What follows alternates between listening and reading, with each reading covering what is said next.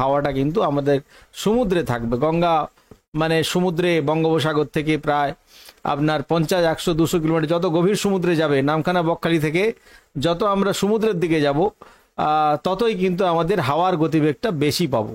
অর্থাৎ হাওয়ার গতিবেগটা কিন্তু আমাদের পশ্চিমবঙ্গের স্থলমণ্ডল, বিশেষ করে জিওগ্রাফিক্যাল এরিয়া আমাদের পশ্চিমবঙ্গের উপরে হাওয়ার গতিবেগটা কিন্তু খুব একটা বেশি থাকবে না, ম্যাক্সিমাম থাকলে 35 কিলোমিটার ম্যাক্সিমাম। এবং বাংলাদেশের দিকটা মালদা উত্তর দিনাজপুরের দিকটা কোথাও বা 35, 30, 35, 36 কিলোমিটার গতিবেগ হাওয়া আসার সম্ভাবনা। এবং কোস্টাল এরিয়া কিছুটা যে এরিয়া 40 বড় জোর হাওয়া থাকতে পারে, 30-35-এর নিচে উপরে ওঠার সম্ভাবনাটাই কম বললেই চলে। স্থলমণ্ডলে উত্তর 24 পরগনা কিংবা নদিয়াতে হাওয়াটা কিন্তু 30-35-এর মধ্যেই থাকার সম্ভাবনা খুব প্রবল। বাংলাদেশ বিশেষ করে নোয়াখালী এরিয়াতে হাওয়াটা কিন্তু 40-50 কিলোমিটার বেগে, নোয়াখালী বাংলাদেশের দিকটা চট্টগ্রামের দিকটা হাওয়াটা থাকবে। আমাদের পশ্চিমবঙ্গের স্থলমণ্ডলে সেরকম বড় ঝড় হাওয়া আমরা কিন্তু দেখতে পাবো না। ম্যাক্সিমাম 30-35-এর বেশি কিন্তু হবে না, নামখানা বকখালি 30-35-এর মধ্যে থাকবে, তার উপরে হাওয়া যাওয়ার সম্ভাবনা খুব একটা নেই। তবে 20 কিলোমিটার, 25 কিলোমিটার, 10 কিলোমিটার এরকম একটা নর্মাল হাওয়া এমনিতেই থাকে। মেঘ যখন মেঘ সঞ্চার ঘটে তখন আমাদের বৃষ্টিটা কিন্তু এরকমই থাকে। তবে যেটা আশা করে যাচ্ছে 1 তারিখে, বিশেষ করে 1 তারিখ 2 তারিখ, এই 1 তারিখ 2 তারিখ দক্ষিণ চব্বিশ পরগনা এবং পূর্ব মেদিনীপুরে হাওয়াটা কিন্তু 30-35 কিলোমিটারের ঊর্ধ্বে যাওয়ার সম্ভাবনাটা কম। এবং সমুদ্রের দিকটা, আমি স্থলমণ্ডলের কথা বলছি, সমুদ্রের দিকটা হাওয়াটা 40 বড় জোর ম্যাক্সিমাম থাকতে পারে 45 কিলোমিটার এবং 50-এর কাছাকাছি গভীর সমুদ্রে এরকম একটা রান করছে। তবে অনেকে আবার এটা নিয়ে আবার একটু বাড়াবাড়ি শুরু করেছে সকাল থেকে, আমি দেখতে পাচ্ছি। রিয়েল অ্যানালাইসিসের সাথে থাকুন, আমার চ্যানেলে যারা নতুন রয়েছে চ্যানেলটা সাবস্ক্রাইব করে নিও এবং পাশে থাকা বেল বাটনটা প্রেস করে নিও। এই ধরনের নতুন ভিডিও সবার প্রথমে আপনারা দেখতে পাবেন আমার চ্যানেলে। লাইভ চ্যাটগুলো নেবো এবং তার আগে আমি যেটা বলে দেবো, এই মুহূর্তের যে বড় আপডেট, আমাদের আপার এয়ার সাইক্লোনিক সার্কুলেশন অনেক কিছু বদলে গেছে। অনেকগুলো সাইক্লোনিক সার্কুলেশন এই মুহূর্তে দেখা যাচ্ছে এবং তার ফলে বিক্ষিপ্তভাবে উত্তর ভারতে বর্ষার ইন্টেন্সিটিটা বেড়ে গেল। আমাদের শুধুমাত্র গঙ্গার ময়দান এরিয়া, মধ্যপ্রদেশ নিয়ে কিছু এরিয়া, রাজস্থান, দিল্লি, হরিয়ানা নিয়ে এই দিকটাই কিন্তু বৃষ্টি হবে। দক্ষিণ ভারতের বর্ষাটা প্রায় না হওয়ার মতো পরিস্থিতিতে আসতে চলেছে। তবে প্রথমেই আমি যেটা বলবো, অল ইন্ডিয়া যেটা আপার এয়ার সাইক্লোনিক সার্কুলেশনগুলো রয়েছে সেটা আমি প্রথমে জানিয়ে দেবো যে কোথায় কোথায় আমাদের আপার এয়ার সাইক্লোনিক সার্কুলেশনগুলো এই মুহূর্তে আমরা দেখতে পাচ্ছি। এই মুহূর্তের বড় আপডেট যেটা আপনাদের সামনে, আপনারা দেখছেন জিওগ্রাফি নন্দনাথ, আমি ডক্টর নন্দনাথ। এবং আপনারা আমার চ্যানেল যদি নতুন হয়ে থাকেন চ্যানেলটা সাবস্ক্রাইব করে নেবেন এবং পাশে থাকা বেল বাটনটা কিন্তু প্রেস করে নেবেন, তাতে এই ধরনের ভিডিও সবার আগে কিন্তু আপনারা পাবেন। তো মোটামুটি এখন যে লো প্রেশারটা আমরা দেখতে পাচ্ছি উত্তর পূর্ব বে অফ বেঙ্গল অর্থাৎ বঙ্গোপসাগরের একদম কাছে, এবং বাংলাদেশ কিন্তু খুব একটা এরিয়া, মানে বাংলাদেশ এবং পশ্চিমবঙ্গ নিয়ে এরিয়াটা রয়েছে। 29 তারিখে যে নিম্নচাপ, সেটা যেটা ভাবছিলাম যে নিম্নচাপটা নিচে নেমে আসবে, সে কিন্তু আর নিচে নামলো না, সে কিন্তু আবার 7.6 কিলোমিটার উচ্চতায় উঠে গেছে। যেটা ভাবছিলাম যে 3.1 কিংবা 0.9 কিলোমিটারে নেমে আসবে এবং হাওয়াটা অনেক বেশি হবে, কিন্তু সেটা কিন্তু হচ্ছে না। আমাদের স্থলমণ্ডলে, জলমণ্ডলে একটা হাওয়া থাকবে, কিন্তু স্থলমণ্ডলে হাওয়াটা ম্যাক্সিমাম 35 কিলোমিটার হতে পারে, 30 কিলোমিটার 35 কিলোমিটার একটা অ্যাভারেজ হাওয়া আমরা পাবো কোস্টাল এরিয়া কিংবা ওদিকে উত্তর দিনাজপুর মালদা এরিয়াতে। তবে হাওয়াটা কিন্তু আমাদের নিম্নচাপ যেটা দেখা যাচ্ছে 7.6 কিলোমিটার উচ্চতায় কিন্তু রয়েছে আজকে, এবং কালকে সেটা খুব একটা যে নিচে নামবে সেটা দেখতে পাচ্ছি না, খুব একটা নিচে নামছে না। তবে লাইকলি এটা ধীরে ধীরে উত্তর উড়িষ্যার দিকে চলে যাবে। আমাদের পশ্চিমবঙ্গটাকে নিয়ে, দক্ষিণবঙ্গ পুরোটা নিয়ে সেটা উড়িষ্যার দিকে এবং সরে যাওয়ার সম্ভাবনা। উড়িষ্যা নয়, এটা ঠিক ঝাড়খণ্ডের দিকে যাবে, যেটা আমি বলছি। ঝাড়খণ্ড 2 দিনের মধ্যে ঝাড়খণ্ডে পৌঁছে যাবে এবং 3 দিন পরে আমাদের দিকটা কিন্তু বর্ষার মাত্রাটা কমে আসবে। এবারে যেটা মনসুন ট্রাপ আমরা দেখতে পাচ্ছি, Firozpur, Sonipat, Ayodhya, Goa, Purulia centre low pressure, এবং আপনার উত্তর ওয়েস্ট বেঙ্গল এবং adjoining West Bengal, Bangladesh coastal যে এরিয়াটা রয়েছে বঙ্গোপসাগর নিয়ে, সেখানেই কিন্তু লো প্রেশারটা বর্তমান দেখাচ্ছে। আমি ম্যাপে আপনাদেরকে দেখাবো অলরেডি কোন জায়গাটা লো প্রেশারটা রয়েছে। তবে লো প্রেশারটা কিন্তু স্থলমণ্ডলে আমরা খুব একটা হাওয়া পাবো না, কেননা লো প্রেশারের কেন্দ্রবিন্দু হচ্ছে আমাদের দক্ষিণবঙ্গ। তো সেখানে লো প্রেশারটা যখন সরবে তখন আমাদের দক্ষিণ দিক থেকে হাওয়া থাকবে দক্ষিণ 24 পরগনায়, এবং বাকি আমাদের হাওয়াটা সেরকম গতিবেগ কিন্তু থাকছে না। বাংলাদেশের দিকটা নোয়াখালী ওই দিকটা একটু হাওয়াটা বেশি থাকবে 40-50 কিলোমিটার। তবে সমুদ্র কিন্তু উত্তাল থাকবে, বারবার বলছি সমুদ্রে কিন্তু 2.6-3 মিটার পর্যন্ত উচ্চতার ঢেউ, এবং সমুদ্রটা কিন্তু উত্তাল থাকবে। নিম্নচাপ যেটা আগামী দিন কিংবা পরশু একটু নিচে নেমে এসেছিল, সেটা কিন্তু সেই 7.6 কিলোমিটার উচ্চতায় রয়েছে, খুব একটা নিচে নামেনি। এবারে যে ট্র্যাপ একটা হচ্ছে আমরা এখানে দেখতে পাচ্ছি যে এয়ার সাইক্লোনিক সার্কুলেশন, যেটা রাজস্থান এবং গুজরাট থেকে একটা সাইক্লোনিক সার্কুলেশন এবং লো প্রেশার একটা রয়েছে, এবং আরেকটা যেটা সাইক্লোনিক সার্কুলেশন হরিয়ানার উপরে দেখাচ্ছে, দিল্লি, পাঞ্জাব, হরিয়ানা, এখানে একটা বৃষ্টি চলবে। এটা 1.5 কিলোমিটার উচ্চতায় রয়েছে, খুব একটা নিচে রয়েছে। এবং আপার এয়ার সাইক্লোনিক সার্কুলেশন দেখা যাচ্ছে উত্তরপ্রদেশের উপরে, সেটাও কিন্তু নিচে রয়েছে। অর্থাৎ পশ্চিমবঙ্গে আমার যে লো প্রেশারটা, সেটা কিন্তু অনেক উঁচুতে রয়েছে তুলনায় যে রাজস্থান কিংবা উত্তরপ্রদেশের লো প্রেশার যেখানে দেখাচ্ছে। তো সাইক্লোনিক সার্কুলেশন উত্তরপ্রদেশে 1.5 কিলোমিটার উচ্চতায় রয়েছে, অনেকটা নিচে, এবং উত্তরপ্রদেশে ভালো বৃষ্টি হবে, উত্তরপ্রদেশ, বিহারে। এবং রাজস্থান এবং অ্যাডজয়নিং গুজরাটে যে লো প্রেশারটা রয়েছে, সেটা 3.1 থেকে 7.6 কিলোমিটার উচ্চতায় রয়েছে। এবং আবার এয়ার সাইক্লোনিক সার্কুলেশন আরবিয়ান সির ওপর একটা রয়েছে, সমুদ্রের উপরে, যেটা আমি দেখাচ্ছি এখানে ঘুরছে আরব সাগরের উপরে, সেখানে মোটামুটি 5.8 মিন সি লেভেল উচ্চতায় রয়েছে। তো মোটামুটি যেটা আমরা দেখতে পাচ্ছি বর্তমান লো প্রেশার, এই দেখুন বর্তমান লো প্রেশারটা আমাদের 996 মিলিবারের মধ্যে রয়েছে, এবং সেটা পুরো দক্ষিণবঙ্গ জুড়ে।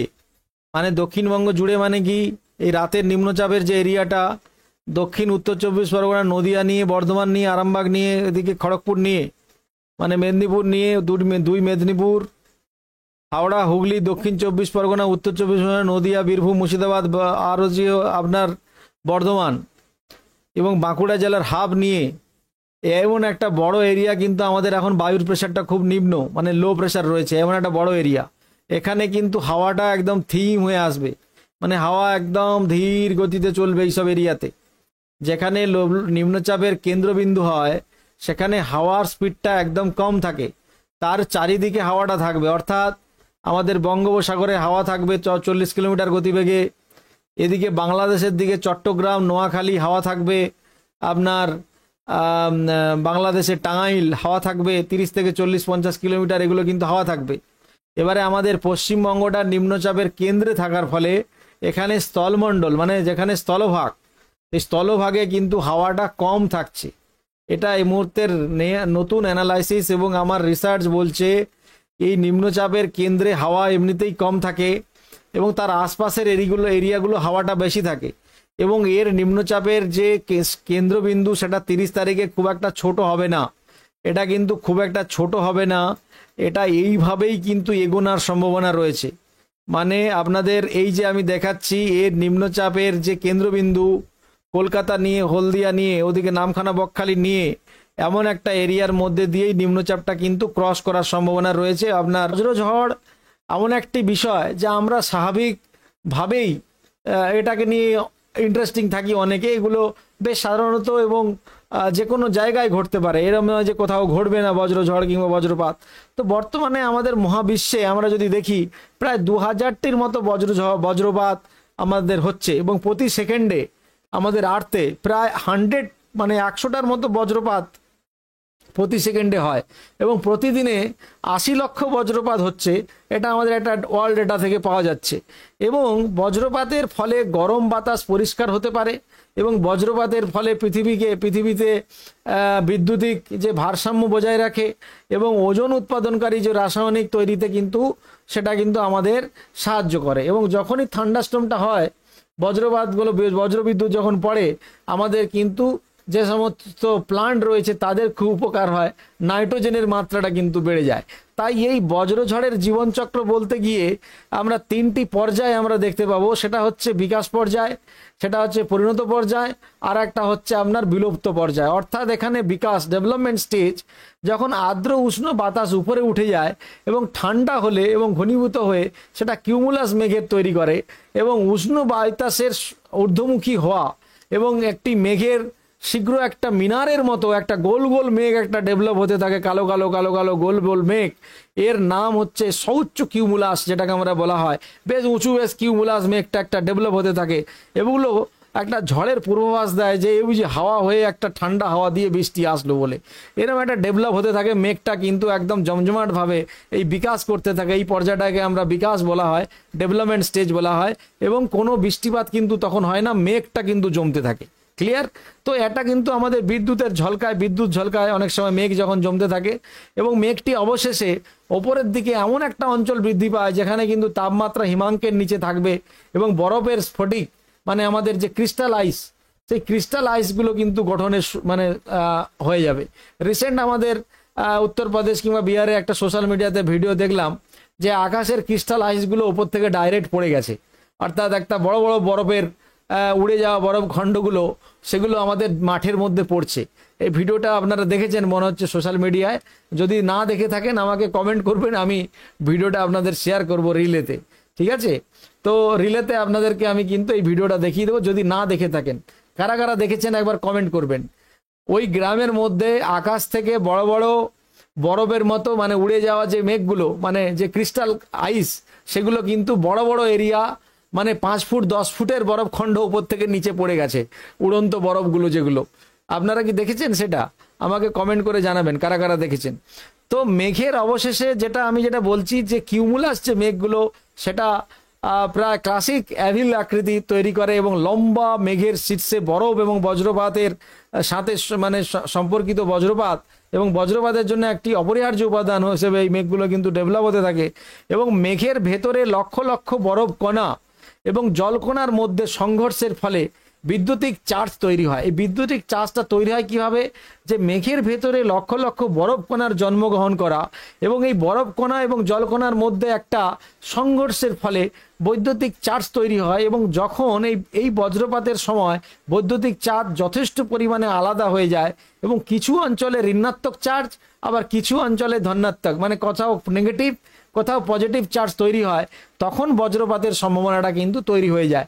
অর্থাৎ ফলস্বরূপ বলা যেতে পারে মেঘের যে নিচে মাটিতে কিন্তু ধাক্কা মারে ঠান্ডা হাওয়া, এবং গরম হাওয়াটা সাঁই সাঁই করে উপরের দিকে ওঠে এবং গাছের মতো আটকে, এবং কিছু উপরের দিকে ধনাত্মক চার্জ তৈরি হয়, নেগেটিভ চার্জ নিচের দিকে, এইভাবে কিন্তু পজিটিভ নেগেটিভ, এবং বজ্রপাতের মেঘ থেকে মাটিতে মানে নিচের দিকে একটা ঠান্ডা হাওয়ার যে স্পিডে চলে আসে, বেশিরভাগ ক্ষেত্রে মেঘের যে নেগেটিভ ঋণাত্মক চার্জগুলো কিন্তু সে নিচের দিকে দৌড়ে আসে, এবং বড় গাছ কিংবা আমরা যদি দেখি বড় বড় গাছের উপরে সেটা টেনে নেয়।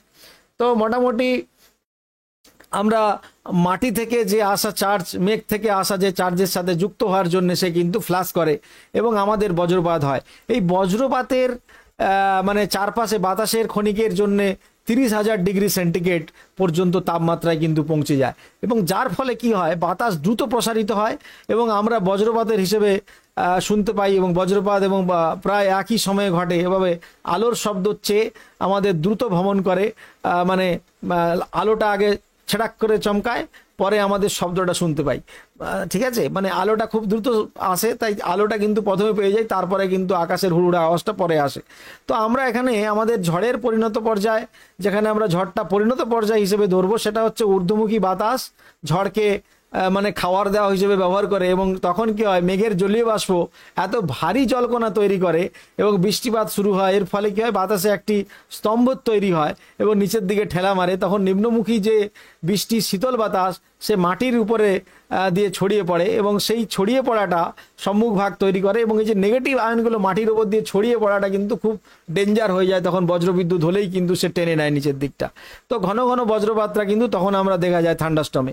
যদি তোমরা মনে রাখবে যে ঝড়ের বিকাশ, বিশেষ করে এর পর্যায়ে বাতাসের উপরে উঠে যাওয়া কিছু একটা প্রয়োজন, মানে যেটা অস্থিরভাবে কিন্তু পরিপক্ক বজ্রপাত, যেটা শীতল হাওয়া খুব দরকার থাকে আপার অ্যাটমসফিয়ারে, এবং অবশেষে সেটা ঊর্ধ্বগামী বাতাসের শীতল প্রবাহের দ্বারা কাটিয়ে ওঠা এবং ঝড়টি বিলুপ্ত হতে শুরু করে, এবং ঝড়ো হাওয়ার সম্মুখীন ভাগে বজ্রপাতের জন্য যে ব্যবহৃত উষ্ণ আর্দ্র বাতাস সেটা বিচ্ছিন্ন হয়ে ধীরে ধীরে ধীরে ধীরে সে কিন্তু স্ট্রং হতে থাকে, এবং ক্রমবর্ধমান কিউমুলাস মেঘের জন্ম নেওয়া, ক্রমবর্ধমান থান্ডারস্টর্ম ডেভেলপ হওয়া, এটা একটা প্রক্রিয়ার মধ্যে চলে আসে এবং কন্টিনিউ সেটা কিন্তু হতে থাকে। তো এই জিনিসটা কিন্তু এরকম হয়, যেহেতু আর্দ্রতা এবং উষ্ণতা বজ্রঝড়ের জন্য অত্যন্ত গুরুত্বপূর্ণ, তাই বিশেষ করে যেটা বলবো বসন্ত এবং গ্রীষ্মকালে, বসন্ত গ্রীষ্মকালে বিশেষ করে আর্দ্র অঞ্চলে এগুলো প্রায়শই ঘটে, এবং তাপমাত্রা সর্বোচ্চ থাকে যেখানে, সেখানে বিকেলবেলা কিংবা সন্ধেবেলা আমরা দেখেছি সারাদিন বজ্রবিদ্যুৎ নেই, সন্ধেবেলা আকাশ হুড়হাড় গুড়হাড় করছে। তো এই জিনিসগুলো হয়। এবং পৃথিবীর সবচেয়ে গুরুত্বপূর্ণ মানে বজ্রপাতপূর্ণ অংশ হলো জাভা দ্বীপ, সেখানে প্রচুর হয়, যেখানে বছরে প্রায় গড় 220টির মতো থান্ডার কিন্তু হতে থাকে। এছাড়া তুলনামূলকভাবে যুক্তরাষ্ট্রের প্রতি বছরে 5000 থেকে মানে আপনার 20টি বজ্রপাত দিনে হতে থাকে, বেশিরভাগ গ্রীষ্মকালে। সেটা হচ্ছে মিডল্যান্ডস এবং দক্ষিণ পূর্ব ইংল্যান্ডের কিছু অংশেও কিন্তু এগুলো আমরা দেখতে পাই। এবং আমাদের এই আবহাওয়া সংক্রান্ত আরও বিস্তারিত জানতে গেলে আমাকে কমেন্ট করবেন, এবং তার সম্বন্ধে জানতে গেলে আপনাদেরকে আমি আরও ডিটেল আমি কিন্তু আপনাদেরকে জানিয়ে দেবো।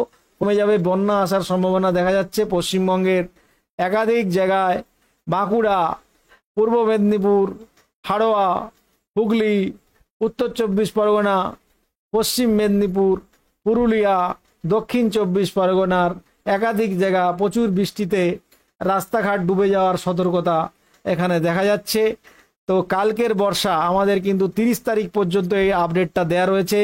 30 তারিখ পর্যন্ত ফ্লাশ ফ্লড একটা কিন্তু হালকা মাঝারি বন্যার সম্ভাবনা যেটা আমরা দেখতে পাচ্ছি বাঁকুড়া জেলা এবং পূর্ব মেদিনীপুর এবং হাওড়া, এখানে হাওড়াটাকে এরকম ইংলিশে লেখে, যাই হোক, হাওড়া, হুগলি, উত্তর 24 পরগনা, পশ্চিম মেদিনীপুর, পুরুলিয়া এবং দক্ষিণ 24 পরগনা।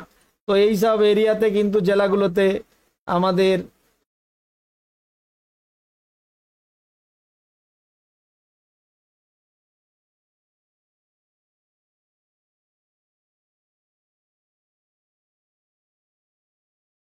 এটা আবার কে এলো ভাই?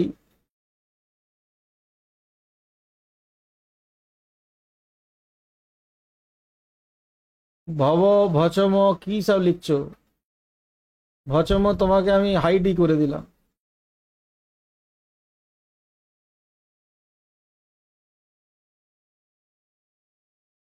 কি ভচম ভচম কি সব লিখে যাচ্ছ? যাই হোক, যেটা বন্যার সতর্কতা দেখা যাচ্ছে, হাই ফ্লাড রিস্ক ওড়িশা আর আমাদের পশ্চিমবঙ্গের বাঁকুড়া জেলা, পূর্ব মেদিনীপুর জেলা, হাওড়া, হুগলি, উত্তর 24 পরগনা, পশ্চিম মেদিনীপুর, পুরুলিয়া এবং দক্ষিণ 24 পরগনা ভালো জল হয়ে যাওয়ার ফলে ডুবে যাওয়ার সম্ভাবনা অনেক জায়গা। এবং যে মালভূমি এলাকাগুলো রয়েছে পুরুলিয়া এবং অনেক জায়গাতে সারফেস রানআপের লো লাইং এরিয়া, সেটাতে আমাদের ভূমি এক জায়গা থেকে এক জায়গায়, সেটা পাহাড়ি এরিয়াগুলোতে বেশি হয় এগুলো। তো মোটামুটি যেটা দেখা যাচ্ছে আমাদের কিন্তু একটা বন্যার সতর্কতা আছে আমাদের দক্ষিণবঙ্গের ওপর দিয়েই, সে কিন্তু ঢুকে যাবে উড়িষ্যা ঝাড়খণ্ডের দিকে, বড় এরিয়া নিয়ে, অনেকগুলো জেলা নিয়ে, ঠিক আছে। তবে একটা কথা বলবো, পুরুলিয়া, বাঁকুড়া, পশ্চিম মেদিনীপুর আগামী 2 তারিখ পর্যন্ত জলের ইন্টেন্সিটিটা থাকছে। পুরুলিয়া, বাঁকুড়া, পশ্চিম মেদিনীপুর এবং আমাদের দিকটা উত্তর দক্ষিণ 24 পরগনা, নদিয়া এবং হাওড়া, হুগলি নিয়ে, কলকাতা নিয়ে এই 2 তারিখ 3 তারিখ একটু খালি থাকবে ওয়েদার। তবে 4-5 থেকে আবার নতুন সিস্টেম দেখা যাবে 5 তারিখে।